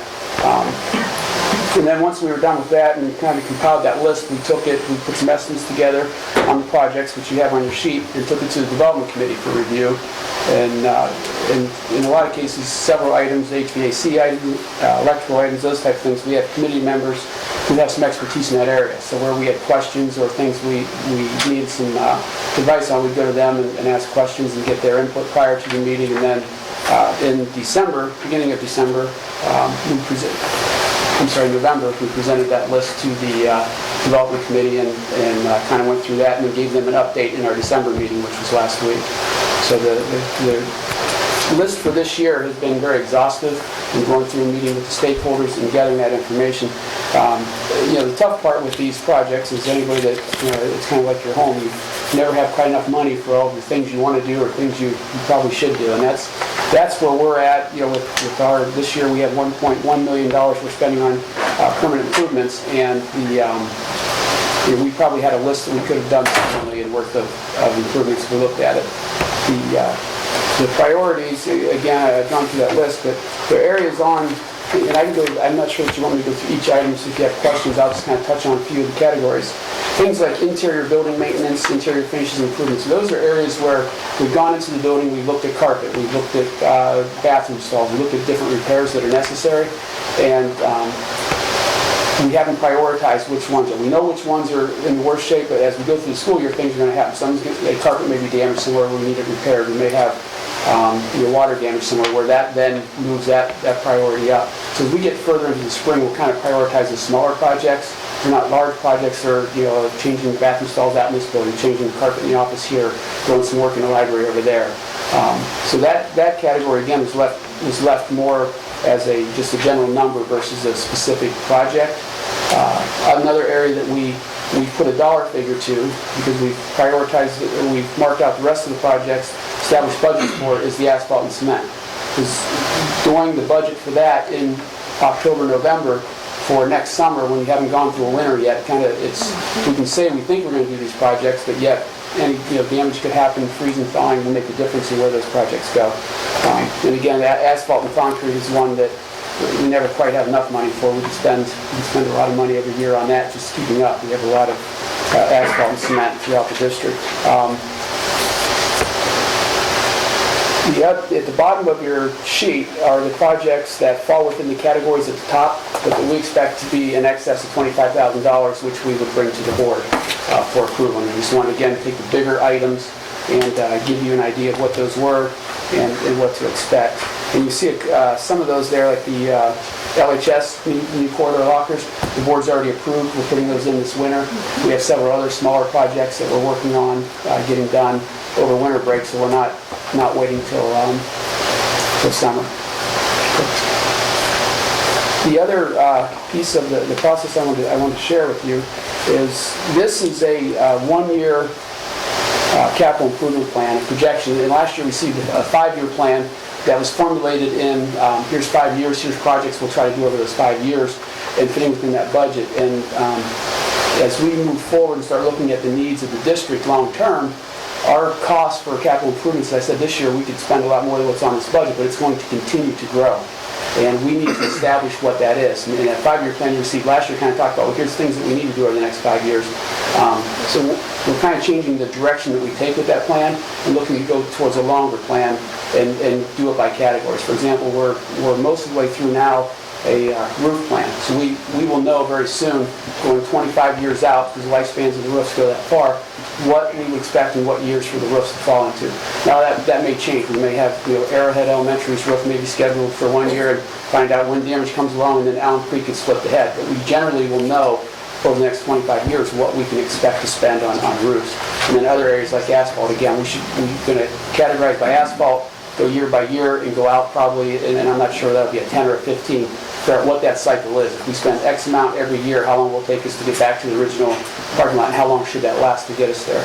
So we're kind of changing that focus so that when we sit down and start looking at bond issues or levies in the future to cover the cost of this, we'll have a better idea going forward what that is, as opposed to just, okay, we need this levy, how much should we throw out there? We want to have that number now going forward, so that's part of your discussion over the next couple of years as we plan for future growth. And even, we're kind of in discussion in the development committee has been that the growth is slowing.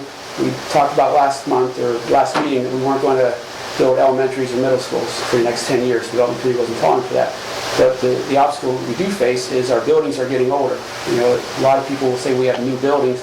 We start looking at, it's been 22 years ago that we built the high school, and it's not new anymore. And then the elementaries that came after in the schools, so they're aging quickly, and there's a lot of costs we're going to have going forward to maintain this. So while we're not building, we are looking at that plan long term. What were your basic categories you used to come up with a list? I remember you saying... Yeah, what we have here now, I'll explain. On the left is type of improvement. So these are subcategories that we have right now. When I look at the 25-year plan, I'm trying to, and I'm not sure how many total I have, we're trying to take the high dollar ones first. For example, the roofs, the asphalt. When you start getting into even things like surveillance cameras is a high dollar. But then we'll look at boilers. Then we'll get down, eventually I want to drill down to where we're talking about electric motors across the district. I mean the categorization where you have, one of them was, you're thinking about deferred costs. If we deferred doing something like asphalt and we let it go till later, it would cost more. Correct. Using it as one of the categories, what was the other one? So that wasn't a category. I was using that as an example of all areas that I wasn't specific in projects. For example, down at the bottom, you'll see that the LHS lockers, OHS lockers up top are included in interior finishes improvement. So we broke out the bigger projects. But areas like plumbings and fixtures, we didn't specifically say which fixtures we were changing or which toilets. So when I said categories that were generally change, that's the ones I was referring to. Yeah, I think what he was looking for is the screening criteria. So I think in the beginning you articulated safety and security, academic experience, those filters that were used to get things kind of onto the list. Right. Then it was life cycle, just where we're at. It was the need of, the carpets, just evaluating which carpets in which elementary libraries, putting them on a schedule of when to go.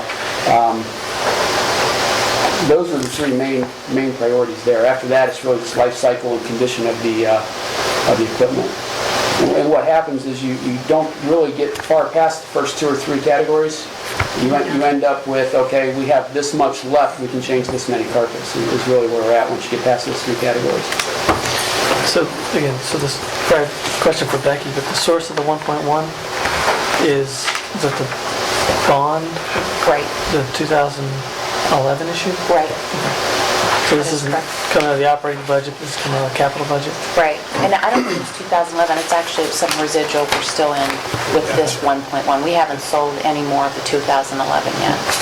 When we did that whole reallocation of those monies, there was a number set aside for capital improvements. I don't remember the number exactly now. Yeah, we'll have to make sure we understand the source of the funding so we know where it's coming from.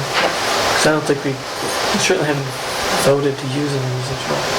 So that would require a vote as well. I'll have to look, because I might be confusing some of the, House Bill 264, but it's, it's not House Bill 264, so I think you're right, it is the 2011, but we'll look at it. Okay. But we haven't sold those funds yet, so we don't actually have them yet. The other thing of note I wanted to mention was that with the development committee, again, their focus is changing from, again, building to maintaining, and we are going to start in January. We'll start with Shanahan Middle School. We're going to take a group of members from the development committee. Ms. Dunbar is the board representative there. We'll also be walking through the building. Any board member that would like to do that, we can send that out. Along with the principal, we're going to start walking the building to try to hit one building a month. So as we continue to talk about these plans, this plan this year, and that long-term vision of getting that established, there's an understanding. So if I come to you and talk about something on the list we need to do, a lot of you may have seen it or already heard about it because you've been in the building and you're recognizing that, that those floor tiles after 30 years being replaced, or the HVAC unit, you can see that we're having issues. And, so that will bring some awareness to it prior to me coming to the board. So I recognize we're early in the process, and certainly appreciate getting this level of data at this point, so we have kind of more time to chew through it and understand it. As we go forward, it'd be good to see kind of the 1.1 million broken down a few different ways. How much are we investing at the high school level, the middle school, and then even across buildings? So if you start to see patterns of all of a sudden I'm dumping all my money into the middle schools, what does that tell me about the status of those capital projects and the capital condition of those buildings. So just slicing and dicing in a few different ways I think would be helpful to facilitate some different dialogue around how we're deploying kind of capital investment. And I'll be happy to do that and track that going forward. I think that when we get the other project, the longer term, you'll really start to see that as well. You'll see where that breaks. And as this firms up, right, so you kind of thematically here, and then you get closer to the spring, and then you're able to drill down a little more specifically. Yeah, and then we'll get more specifics on that. And again, you get down to where you really start talking, okay, what areas are going to be painted? And a lot of that will have to do with the where through the school year on what buildings we paint. We have an idea of where we're at, and we'll just kind of expand on that. There's going to be areas that something's happened that we need to maintain. We have water damage in an office in one building that's been there that that's on the list. We're going to repair that. Well, you don't know when those things will happen based on what's going on, so it can change. And the other area I wanted to note was the contingency reserve expenses, and that's for every year we get things that come up. This year a big one was handicap doors at the 3 elementaries where we have a program in. We had a student that there was an accident come through the door, the handicap door on the other end. We made some adjustments to that. We get those projects every year, and that contingency for those projects very quickly be eaten up. We didn't want to allocate all that money and then get into June or some point and find out that we don't have the money available to make that change. So we're trying to keep some of that reserve to cover those costs. And then I think at some point, in some work session, we should probably look at, to Jeff's point, what is the right number of annual capital investment, given the age of the buildings, etc. It's something we've frankly struggled with on the CIP, in terms of what is the right spend per square foot of brick and mortar, and if you could find a way to benchmark across similar districts with similar, say, stock of brick and mortar, just to get a sense of what's the right level of annual investment. I've started gathering that information, and that project I'm working on. My goal is by July 1 to have the 5 or 6 larger categories broken down in the budget, which should knock out the majority of those costs. And at the end, you're going to get down to a point where you're going to have a basket of money for things, stuff you don't, again, that is carpets. You probably won't ever have a schedule of when these carpets are going to be replaced, but we know we're going to probably have a percentage of the money every year for that. But I already started talking to other districts, what they're doing, what they've done with permanent improvements, where they're financially. And again, Olentangy, we're very fortunate that as we've grown behind other districts, we can look at the Dublins and the Hilliards and say, okay, you're 10 years ahead of us, what are you experiencing? And so using those resources would be a benefit to us. I think part of the discussion as we go forward as well will be what is the funding source, because bonds are kind of finite, and I'm not sure that bonds are perhaps the direction that the board will want to go in financing those kinds of projects. So you may be looking at permanent improvement. Gray area, what's capital improvement versus maintenance? Right. So maintenance should be operating cap. We've got to be as specific as we can to make sure that we're aligned the funding to the right activities. Any further questions? Great start, Jeff. Thank you. Thank you. And Ms. Martin. Linda Martin is going to bring us second reading for a group of board policy updates. Thank you, Linda. Thank you. I emailed a week ago a few slight changes that I hope you had a chance to review and answer any questions that you may have or any comments. And addressing the policy 1411, 3211, 4211, adding immediate supervisor and administrator beside it, so it doesn't have to be an immediate supervisor. Adjusting policy 5136, the personal communication device policy, and addressing the 8462 student abuse and neglect policy with the groups that are all inclusive, not just elementary, middle, high school, but all staff with the exhaustive list attached. Any questions? No, but I do have some comments. You don't get a colorblind culture by referencing everything in terms of color. And this is on the policies we're talking about, the inclusive education and removing bias from textbooks and infusing diversity over every single subject in the entire curriculum. The diversity policies force the valuation of race and diversity over achievement. For example, making sure students know that the race and sexual orientation of the math theorist instead of focusing on learning the theory. The historical significance that he was the first black theorist is a lesson for history class, not for studying pure mathematical equations. On the inclusive perspective, this will be a good example with using this policy, the ideology. You could see something like making sure the gym teacher tells students that the dodgeball in gym class was made by Chinese workers or a Chinese worker, and that his skin color is different than white people. And then you can't forget to tell the students that the Chinese worker is heterosexual and has sex with women, if you want to be inclusive. Another example, in the inclusive perspective, nobody wins, but nobody loses. Trophies for everyone, because there are no losers, but there are no winners either.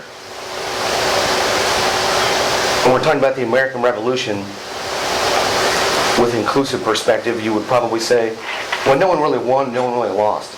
They both did really well in the American Revolution. Or, I think with this policy ideology, you can see what it's done for the teacher payment system. Everybody is paid the same regardless of performance.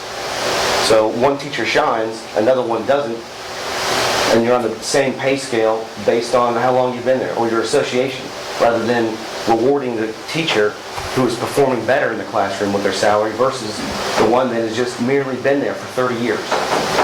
That's a different subject, Adam. I'm almost finished. You could address that and fix some problems versus shoving race in everyone's face and having an unhealthy preoccupation with it. You don't have to look at somebody's skin every time you're talking about education. You can see what color you are. If you don't understand something, then talk to them. But spreading it over every single subject only distracts the kids from learning the subject that they're in. Put it in the right category, whatever you're talking about. History, a race class, whatever it might be. And that's all I've got. Other comments or questions? Yes, I have a question for Mr. White. There's a document that you publish on a monthly basis called The Truth. In the 1129 version of The Truth, item number 6, you have a statement that says, communism and racism comes to Olentangy. Be there December 13th to stop it. Board members will vote to adopt communist and racist policies at the December 13th school board meeting. And you cite policies 2211 and 2260 as the items you're referring to. Could you help me understand how those two policies are communist and racist? Okay, well, I'll give you a perspective of communism and some items that include the inclusive perspective. What is communism? It's the first day of school at Olentangy where private property, school supplies, is seized from students and distributed to the community, aka communal ownership of goods. It's the abolishment of competition in Olentangy's labor force and its replacement with payment by union association and tenure. It's a classless society where Olentangy's diversity chair intends to hand out equal status to all students regardless of achievement. It is Olentangy's complete control over employee communication and student educational material via the diversity policy and the superintendent's rewriting of history in these policies that allows them the power. It is the removal of Western bias, aka capitalism, from all textbooks to promote a so-called harmonious community. So again, just so I understand your position, the superintendent rewriting academic textbooks, help me understand that. Well, let's read the policy.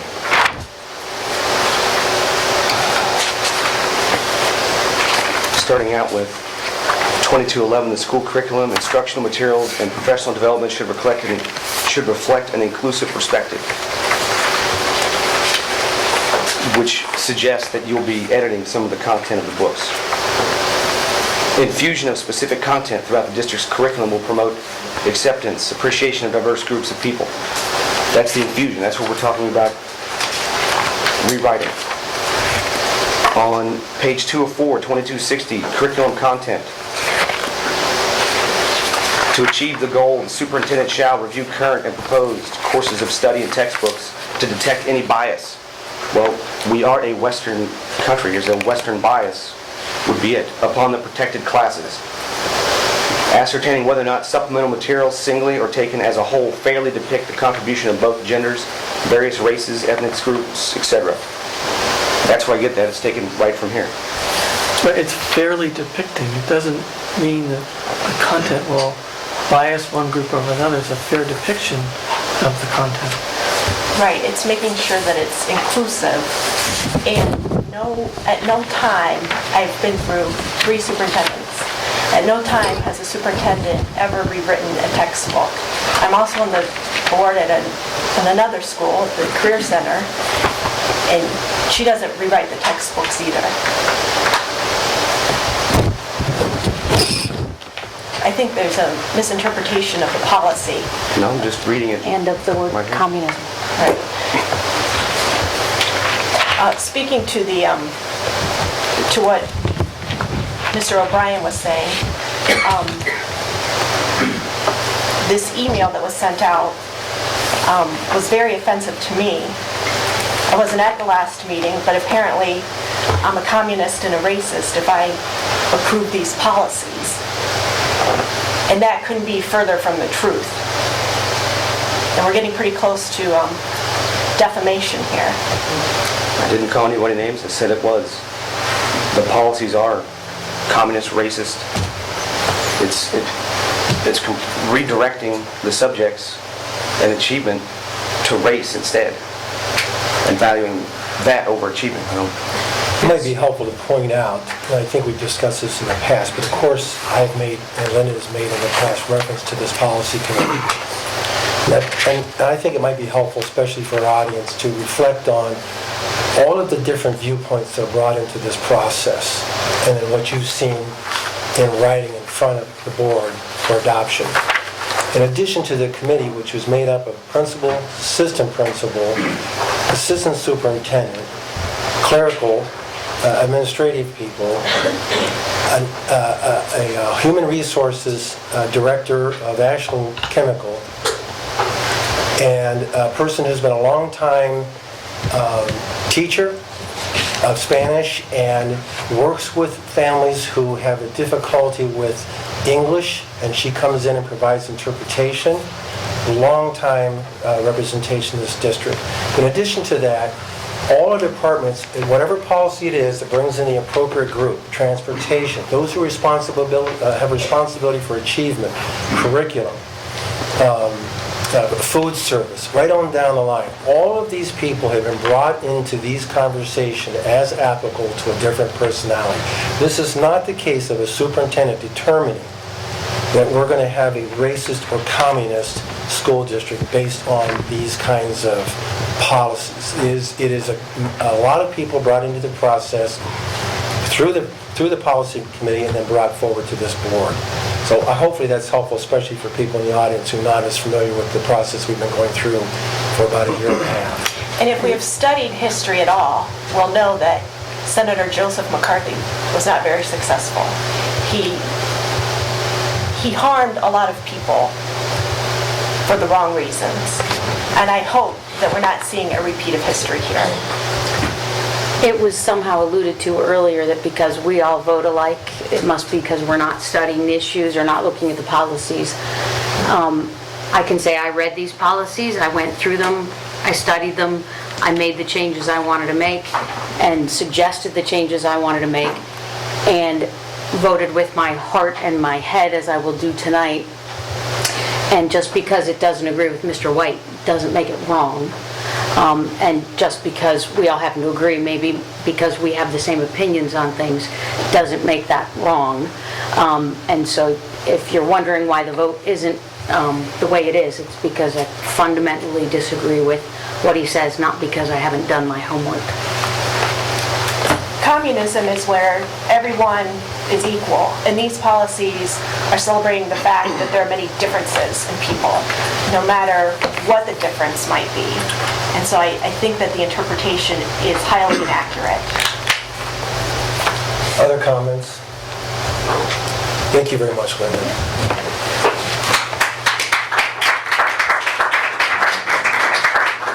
And public participation number 2. He's done. I'm sorry? Oh, okay. Okay. Mr. Roman, Bob Roman, please.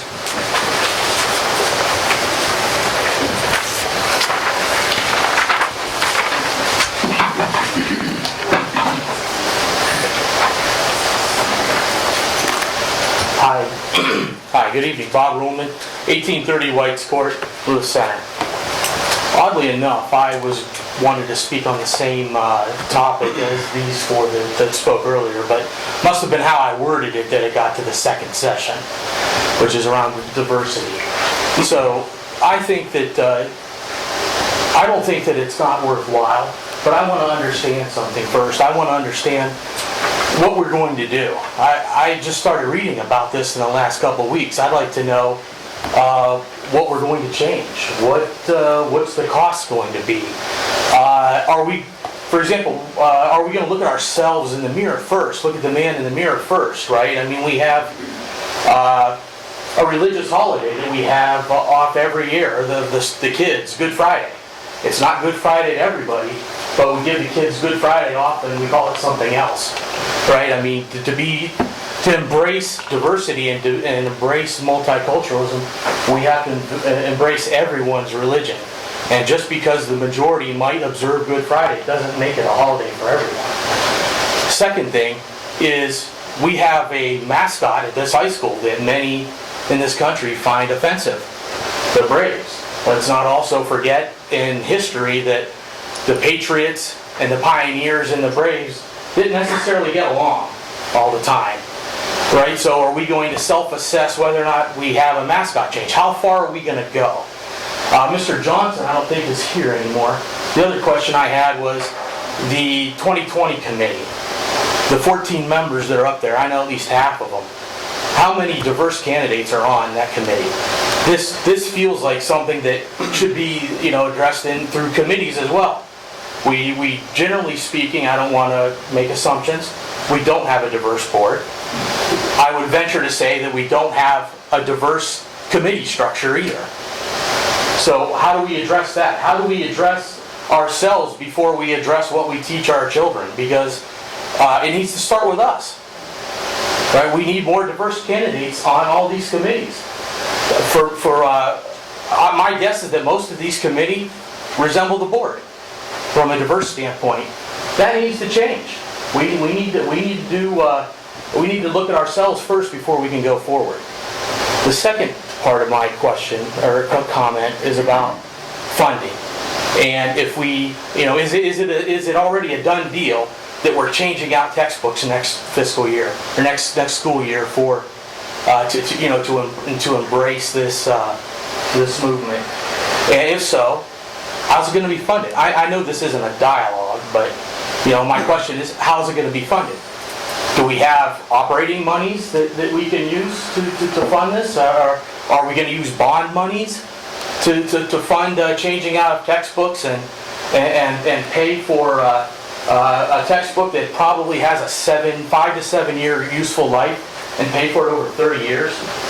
Is that what we're going to do? I'm not saying that it isn't important, but we have to be fiscally responsible as well. Are we going to cut busing to fund the new textbooks? Are we going to cut here? Are we going to cut there? How are we going to be able to afford this? I guess is my basic question. If this runs into the hundreds of thousands, if not $1 million, I don't know. I would like to learn more about it. I hope there are open forums to where we can talk about what is going to be done, what is on the drawing board, and how we can embrace it as a community. You have 1 minute. All I've read is all I know about is what was in the papers last week, and it might have been truths, it might have been half truths. It did say that Dr. Lucas was going to review lesson plans to determine whether or not there was ethnic bias. So my question would be then, are we sending you to special training so that you can spot a lesson plan that needs to be changed, or were we misquoted? I mean, I know sometimes we're misquoted, in the newspapers. We have one person from the school district that has been in the news for at least 3 articles this year and has a different title every time he's quoted in the newspaper. So please have more communication. Tell us what it's going to cost and let us be involved. Thank you.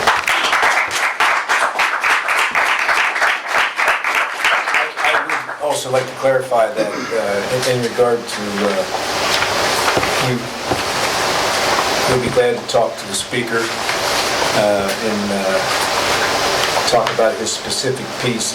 Also, the whole concept of textbooks doesn't mean you're going to buy a book. In today's world, a textbook is a number of items, whether it's online material, whether it is supplemental books, workbooks, or textbooks. And we would be glad to sit down with the speaker and go over the pattern or schedule of purchasing our materials on a 5-year basis.